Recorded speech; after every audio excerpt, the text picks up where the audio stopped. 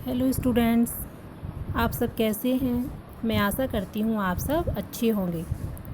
बच्चों, आज हम ज्योग्राफी क्लास 8th के फर्स्ट चैप्टर रिसोर्सेज के बारे में पढ़ेंगे।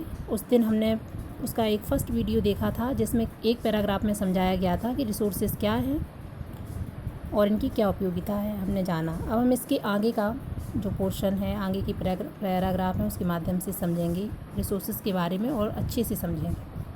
तो आज शुरू करते हैं।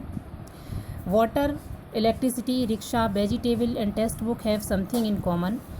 जल, बिजली, रिक्शा, सब्जियां और जो पाठ्य पुस्तक है सभी में कुछ एक जैसा है। They have all been used by you, so they have utility. इन सब में जो कॉमन है वो ये है कि हम सब इनका प्रयोग करते हैं, उपयोग करते हैं। उनमें सभी वस्तुओं का हम क्या करते हैं, उपयोग करते हैं, इसलिए वे क्या हैं, वे उपयोगी हैं। सो दे हैव यूटिलिटी, इसलिए वे उपयोगी हैं। यूटिलिटी मीन्स होता है उपयोगी होना। यूटिलिटी और usability is what makes an object और सब्सटेंस ए रिसोर्स। एक वस्तु अपना पदार्थ की उपयोगिता अथवा प्रयोज्यता उसे एक संसाधन बनाती है। किसी भी वस्तु की उपयोगिता ही उसको एक संसाधन बनाती है। अब how does something become a resource, Raju now wanted to know. पहले राजू ये जानना चाहता था कि रिसोर्सेज हैं क्या। अब उसने समझ लिया कि रिसोर्सेज क्या हैं। जो हमारी आवश्यकताओं को पूरा करती है वो रिसोर्सेज के अंतर्गत आते हैं। अब राजू जानना चाहता था कि कोई भी वस्तु संसाधन बनती कैसे है। अम्मा told the children that things become resources only when they have a value. अम्मा ने बच्चों को बताया उस समय संसाधन, कोई भी वस्तु उस समय संसाधन बनती है जब उनका कोई मूल्य होता है। क्या होता है बच्चों, उसका जब किसी भी चीज़ वस्तु का होता है तब वो संसाधन बनती है। इट्स यूज और यूटिलिटी गिव्स इट से वैल्यू।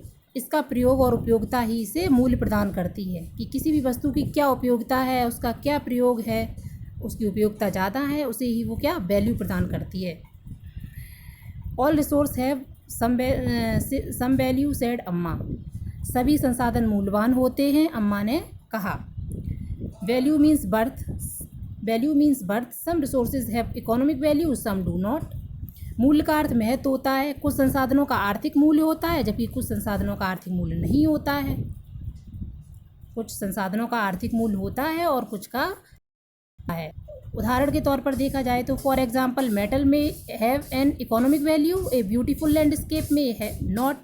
उदाहरण के लिए देखें, जो धातुएं होती हैं, जो मेटल्स होती हैं, उनका अपना एक आर्थिक महत्व होता है, इकोनॉमिक महत्व होता है। लेकिन एक मनोरम दृश्य, ब्यूटीफुल जो लैंडस्केप है, वो बहुत सुंदर जगह है, उसका कोई आर्थिक मूल्य नहीं होता है, उससे हमें कोई इकोनॉमिक वैल्यू उसकी नहीं होती है। परंतु but both are important and satisfy human needs. लेकिन ये दोनों, एक ब्यूटीफुल लैंडस्केप और मेटल, ये क्या करते हैं, ये ह्यूमंस की आवश्यकताओं की पूर्ति तो करते हैं ना। तो हमने ऊपर पढ़ा था कि कोई भी वस्तु जो आवश्यकताओं को पूरा करती है तो रिसोर्स कहलाती है। तो ये दोनों चीज़ें, चाहे वो नेचुरल ब्यूटीफुल लैंडस्केप हो या मेटल हो, ये ह्यूमन को क्या करती है, ह्यूमन नीड्स को सेटिस्फाई करती हैं, इसलिए ये रिसोर्स के अंतर्गत आती हैं। Some resource can become economically valuable with time. कुछ संसाधन समय के साथ आर्थिक रूप से मूल्यवान हो सकते हैं। Your grandmother home remedies have no commercial value today. आपकी दादी के घरेलू नुस्खों का आज कोई वाणिज्यिक मूल्य नहीं है। But if they are patented and sold by a medical firm tomorrow. लेकिन यदि वे पेटेंट करने के उपरांत मेडिकल फर्म द्वारा बेचे जाते हैं, they could became economically valuable, तब वे आर्थिक रूप से मूल्यवान हो सकते हैं। ठीक है, तो जो ये ग्लॉसरी यहाँ पे दी गई है, शब्दावली दी गई है, जिसमें एक वर्ड आया है इसमें पेटेंट, इसका क्या मतलब है, it means the exclusive right over any idea और इन्वेंशन। पेटेंट का मतलब है, इसका मतलब ये है किसी विचार अथवा आविष्कार पर एकमात्र अधिकार जब हो जाता है तो उसे हम पेटेंट कहते हैं। So that all for today. Now we will meet next video. Thank you.